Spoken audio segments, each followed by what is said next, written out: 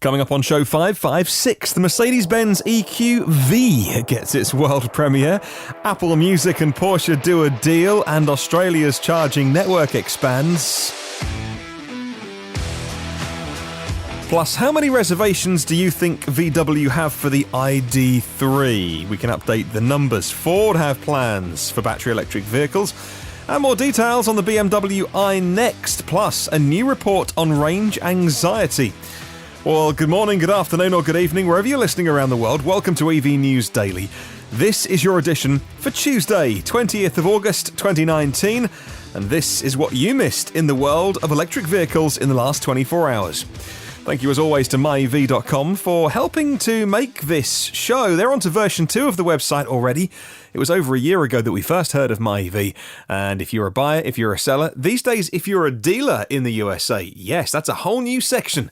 Check out myev.com. Countdown's on, by the way, to the big event this weekend, EVs in the Park. If you want to come along to that and you have a pure electric vehicle or a range extender, unfortunately, I think it's because of the council rules, because you're actually driving the car onto the council land, onto the park, then plug-in hybrids and hybrids not allowed. But anyway, if you have a full battery electric vehicle, it's in Coventry, it's on Saturday, all the details online, evitp.co.uk is the website, EVs in the Park, it's a free ticket.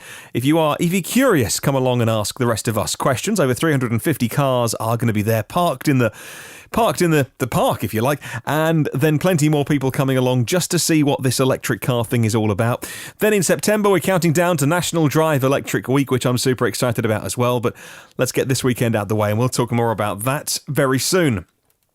A new video hit YouTube today on the official Mercedes-Benz YouTube channel to premiere the EQV. This is the van. The video description says this: the electric drivetrain of the EQV is under the front axle, the dynamic front end of the car, with a charging connection to the bumper. It has a peak output of 150 kilowatts, the electric motor, the transmission with a fixed gear ratio, the cooling system, and the power electronics constitute a highly integrated compact unit. The power is provided by a lithium-ion battery under the floor of the vehicle. It's a low central location, having a positive effect on the handling characteristics of the EQV. Top speed 160 kilometers an hour, so you get quickly to where you are going. Well, that's the blurb from the official Mercedes-Benz YouTube channel. A bit of corporate speak in there. Let's see what CNET had to say. The German luxury marque revealed the EQV online ahead of its global debut in person at the 2019 Frankfurt Motor Show next month. A lot of tech is packed in of the electric standard version of the V-Class, basically.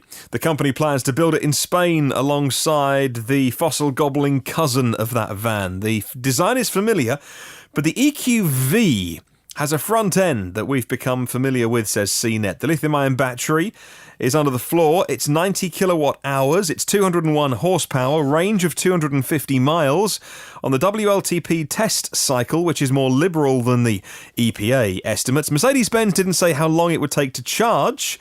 Motor1.com said that, like the EQV concept, the production all-electric van adopts their MBUX infotainment platform with a single tablet-style screen instead of the 12.3-inch screen seen on other new Mercedes products. Well, the system supports voice control and also allows customers to precondition the interior cabin from your mobile app. And if you'd like to read the rest of those articles, I'll put links in the show notes. The EQV, the van, the people carrier, which can come in actually many different configurations. Yes, it will be used for airport taxi runs to carry, 8 passengers or something with their luggage. Yes, it'll be used as a van as well. Yes, it'll be coming in lots of different configurations. This is actually, for me, a very exciting van because it's got a proper-sized battery, 90 kilowatt hours. It's from Mercedes, so it's got that air of Mercedes-Benz quality about it. There are so many use cases for taxis. There are so many use cases for airport shuttles, for people who need to carry a lot of people in their luggage long distance, or even carry goods as well. The EQV, all right, it's never going to get all the headlines from the latest whiz-bang Tesla. But compared to the EQC, which is their first SUV, maybe you've been watching Bjorn Nyland's videos this week about them, which are really good, by the way, and is a great competitor to the e-tron and the I-Pace. Like anything, if you're not going to be first, you've got to be best. And I think maybe the e-tron and the I-Pace have taken some of the steam out of that announcement and those first dries of the EQC. But the EQV, the van, you might think a van isn't sexy. A whole new segment for really good electric vans. The nearest I think you can get to it is probably, well, I would say it would be the ENV 200, which is by Nissan. It's got the CHAdeMO connector, whereas this is going to have CCS DC fast charging, big battery from Mercedes. I'm kind of pumped about this. All right, let's move on and let's talk about Porsche. Porsche is including Apple Music in the all-electric Taycan, so its drivers can enjoy their tunes without even connecting their phone. That said, you'll have to be an Apple Music subscriber. That costs anywhere from between $5 and $15 a month. If you already have Apple Music, it's great. If you need to buy it, well, it's about the same as a Spotify subscription, says Jalopnik. From the press room at Porsche, they say this, and I quote, "From the touchscreen display in the Porsche Advanced Cockpit, Apple Music subscribers can stream over 50 million songs ad-free, thousands of curated playlists, the Beats One global live stream, and a 3-year complimentary in-car internet data.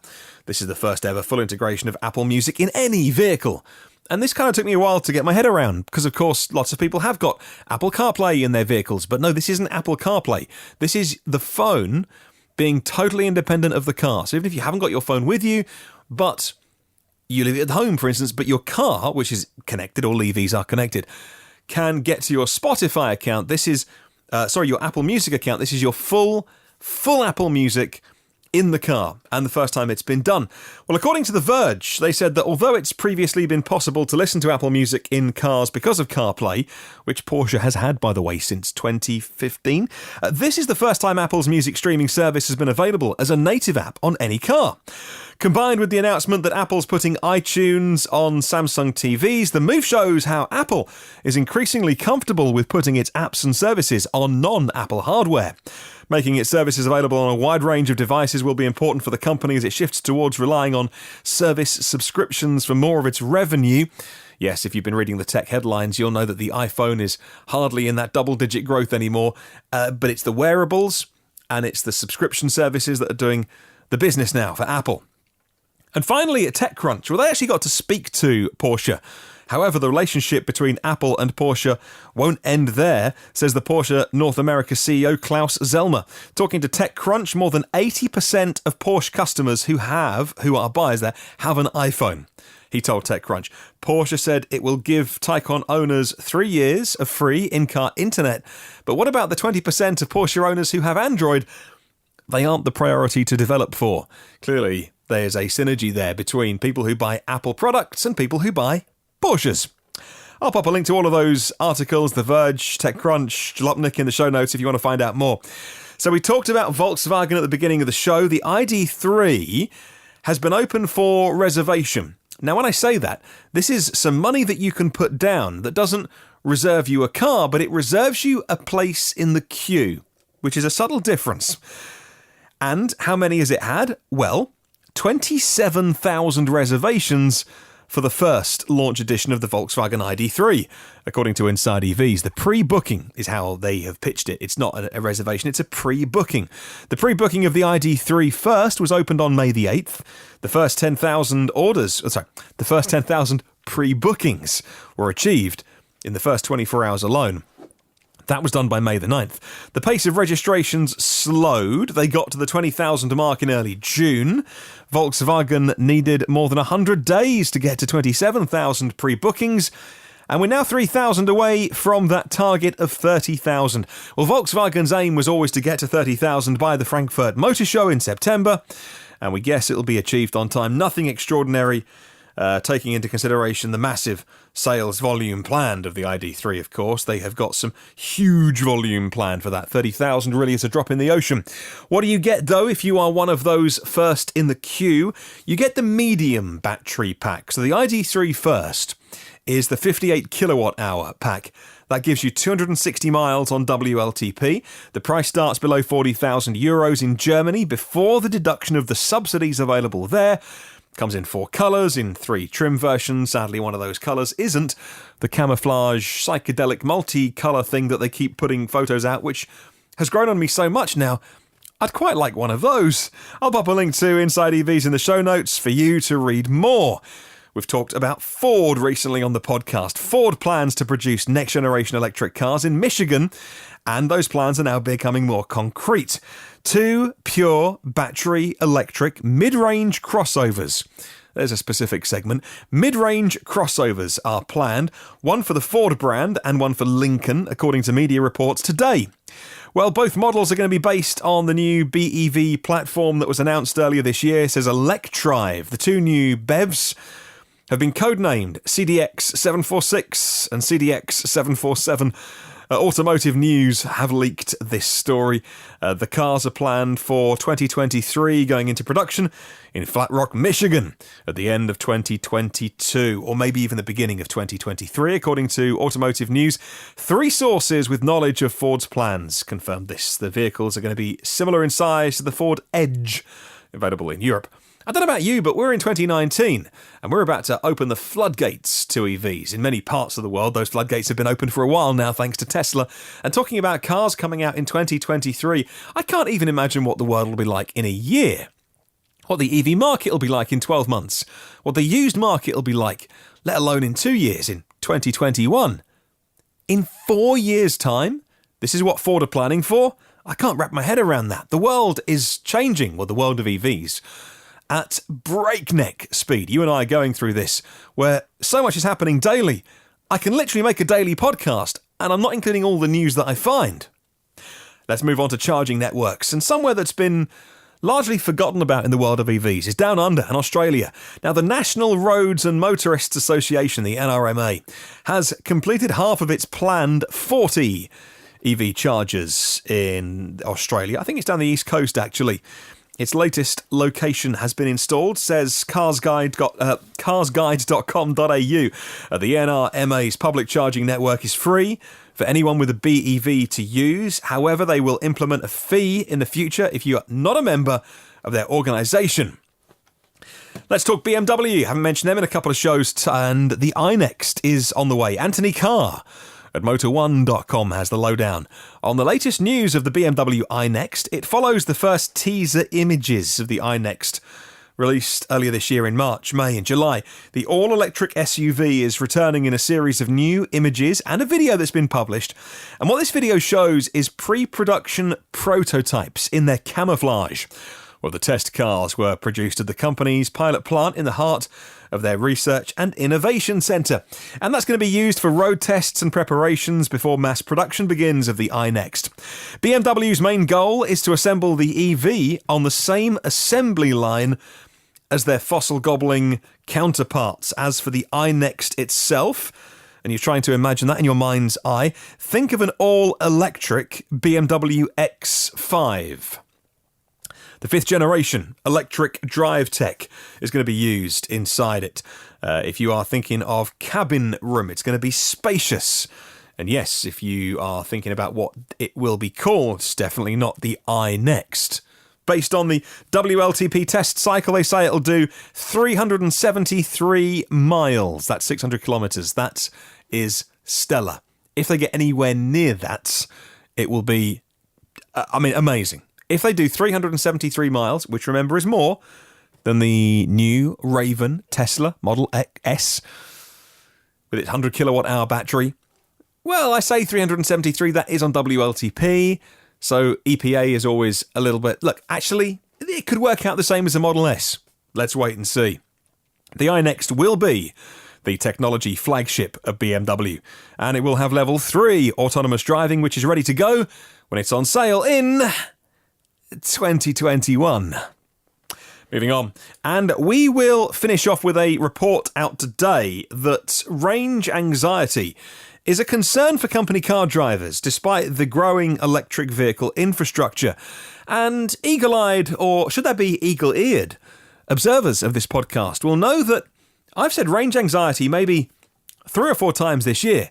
And those that have listened for a long time know it's a phrase I hate using. In many cases, I'll refuse to use that phrase because it's a made-up phrase. Before EVs came along, no one talked about range anxiety of fossil cars. All cars have a range. All EVs have a range. All vehicles, if you have to move anything from A to B, has a range. However, range anxiety was given as an option on this survey, and clearly people ticked it. A new survey conducted by Venson Automotive Solutions reveals that while drivers are widely switched on to the benefits and implications of EVs, 69% say they have problems and concerns with the infrastructure. 86% of motorists surveyed said that a lack of clarity in terms of ownership and the implications for company cars is now a thing of the past, showing that more than 2/3 of drivers say they have a good understanding now of the costs involved and the convenience of owning an EV. That battle is being won. People know how good EVs are. They know the convenience of charging at home, all those things. But still, when they're given the option of ticking, is range anxiety an issue? People still tick it. So maybe we should just not talk about the R word. Just an idea. I'll pop a link to that survey in the show notes if you want to read more. Let's talk about our question of the week this week, submitted by Brian C. Petrol users pay by quantity. EV drivers should also pay by quantity. All charging companies should be required by law to only charge per kilowatt hour. No time-based fees, no connection fees. Do you agree with Brian or not? You can email me. hello@evnewsdaily.com. Comments on Facebook and YouTube are also appreciated. Well, there are 236 patrons of the show. You keep me going. Thank you very much for bearing with me today. Not sure through the haze of painkillers if today's podcast has made any sense at all. Chances are I will listen back to this in a week's time and think, you had no idea what he was talking about. For full details of why I'm needing to take painkillers, see yesterday's podcast and my own stupid faults and lack of ability sailing a boats. / being able to not fall over in one. If you would like to get any of the new shows first and free and automatically, hit subscribe in your podcast app. It's a free subscription. It means you get them first and free and automatically. Thank you to our premium partners, Phil Roberts of Electric Future, Brad Crosby and Avid Technology. If you want to catch up on the socials, you can by searching EV News Daily. Have a wonderful day. I will catch you tomorrow. And remember, there's no such thing as a self-charging hybrid.